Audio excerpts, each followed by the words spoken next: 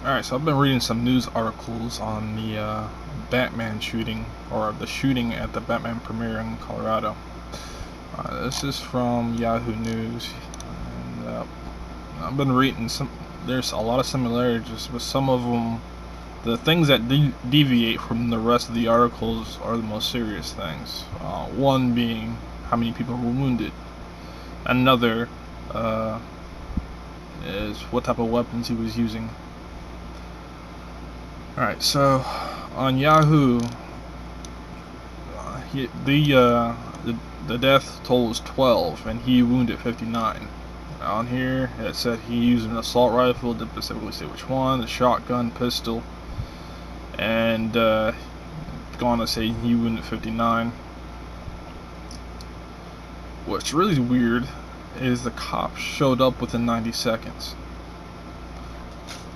Okay, I'm law enforcement. I work for the state.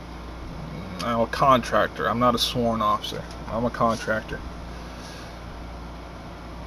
And there's points in times where I had to call dispatch for backup.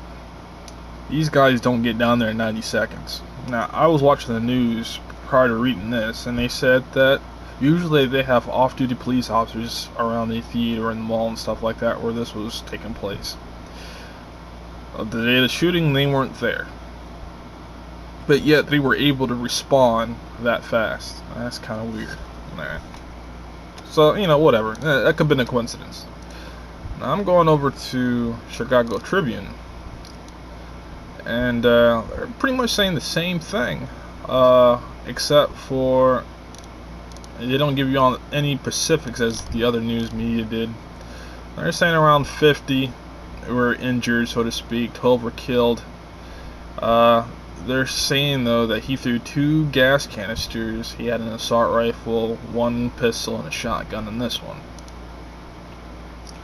Right here. Gas mask, helmet, and he threw 2 smoke bombs. And then opened fire in the movie theater. But, yeah, they're most definitely sure that the police got there 90 seconds. Now, how can the people been injured deviate a little bit? They're not 100% sure on that, but they're sure that the cops got there in 90 seconds. That's kind of weird. And cops really don't get to the scene in 90 seconds. I mean, if your city does that, then you guys are G's. But no. All right. This one, 12 were killed, 59 were injured. All right. Now, they said within hours, over 250 law enforcement officers and over 100 FBI. Alright. And down here he says he bought 60 days prior, he bought 6,000 rounds of ammunition. Alright. Oh, and they're actually for sure it was an AR-15. I was on my news on the television early when I got this information the first time. They said he had an AK-47. Now there's a big difference between an AK-47 and an AR-15, and they use 2 different ammo types. I'm just saying, I don't see how they can get that mixed up. But 6,000 rounds of ammunition. Now within 60 days, that's like 3,000 rounds of ammunition every month. I'm just saying, if somebody were to buy that much ammunition, don't you think the FBI would probably take notice? I mean, if he's not military or police or anything like that, just an average Joe. And well, he's really not an average Joe. He was a medical student. He graduated as a medical student. All right. So 6,000 rounds of ammunition. They didn't flag this guy at all. That's kind of weird, you know. Like they were kind of waiting for that to happen. Okay, but yeah, 90 seconds, huh? Alright. I'm gonna run over here, and it doesn't really give you any information, but there's one thing I want you to take notice, though. I don't know if you can see that on my camera. I'm using the PS Vita, by the way. What I find what's really wrong with this picture is, one, this dude's eyes are fucking dilated, like, to the extreme. Like, here's my mouse cursor. There's his... There's the iris, and right there. That's how far his eyes are dilated. All this surface area, that's all dilated. His eyes are fucking like he's looking in the dark, but yet it's fucking light out. Your eyes don't dilate like that. Not only that, but look at the woman in the back. the head don't look right. Alright, her head's facing this. This is supposed to be her shoulders, right? Unless this is a poster in the back, which they don't look like that is. You would have to break somebody's neck. It's like her body would be this way, but yet her body's this way and her head's pointing this way. Unless she has an extremely long neck, there's no way in hell she could do that without breaking her spine. So, I don't know, I think this is Photoshop. I think that's fake. And his pupils being that dilated, he has to either be on something, or I'm just saying, your pupils just don't dilate that much naturally with all this much light gleaming. That's just not gonna happen. Alright. Now this one, MSN reports that it's pretty much the same, except for one major issue. Alright. They said earlier that they were reporting 38 people were injured. Then they changed the report to 59. Then they changed the report to 71. And this came out July 20th on 14-16 hours. So this is one of the first reports to come out. And seeing that they were changed their reports 3 times, then it's kind of weird, you know? But what really stomps me though is the night before they had off-duty police.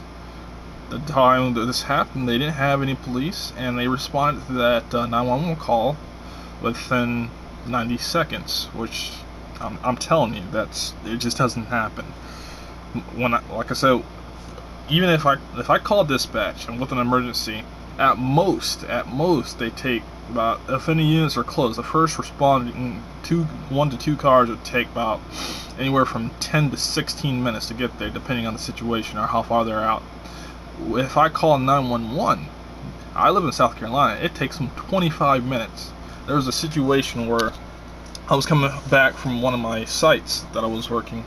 I was on the way home and I stumbled across a car accident, and the guy turned his car over, and he was laying out on the grass. He had blood all over his shirt, all over his face and everything like that, and I stood with the guy. I had to direct traffic and everything, and the couple who was actually on site first to see if the young man was okay, they called the cops. Well, they called 911. Alright, I asked him how long ago did they call. He said about 5 to 10 minutes ago. Alright, I had a call once. I called once myself, the first time, and another 10 minutes passed, and then I called again, and the dispatch lady said, okay, yeah, we've already got several phone calls from that area about the situation. We're already sending ambulance and the paramedics and officers down that way to assist. Alright, 5 minutes later, cops are traveling down the other side of the highway, and it's a 2-lane highway on one side, and then you have a big ass grass median and another 2-lane on the other. And so these guys are going really fast on the other, so I had to take my mag light and I had to flash these guys down. So then they make this gigantic ass U-turn and come back my way, and so I flashed them down, and then they did their thing. And I've had another story like that where I called for dispatch, and the longest I ever had to wait was 25 minutes. So for the officers to respond in 90 seconds, that's fucking incredible. Unless they were waiting nearby. I'm not saying this was staged or anything like that. I'm just saying that the fast response time is extremely fast. Not only that, but OC spray and tear gas are law enforcement and military grade items. I think the closest you can get to those items a civilian can buy is pepper spray. See, this guy was not military, this guy wasn't law enforcement of any type, so how in the hell did he get a hold of OC spray and tear gas? Because that's what they said. They said smoke in the 2 other articles, but in Russia Today and what was the other one? Russia Today. Was it this one? There's one more other news article that actually defined one was saying he was using OC. No, that was this right here, this news article right here. These guys, this was what they did, somebody threw this on YouTube. This was the actual shooting taking place, and YouTube wants to really act fucking stupid right now.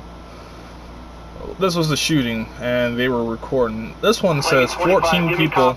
14 people died, but it doesn't tell me how many were wounded. They said 12 on the description. They said 12 on the description. In the description it says 12 died, and 2 more died at the actual hospital, making the total death count 14. And this was July 20th. Most of these stories came out on July 20th, and yet they all have misinformation. The only ones that came out recently was I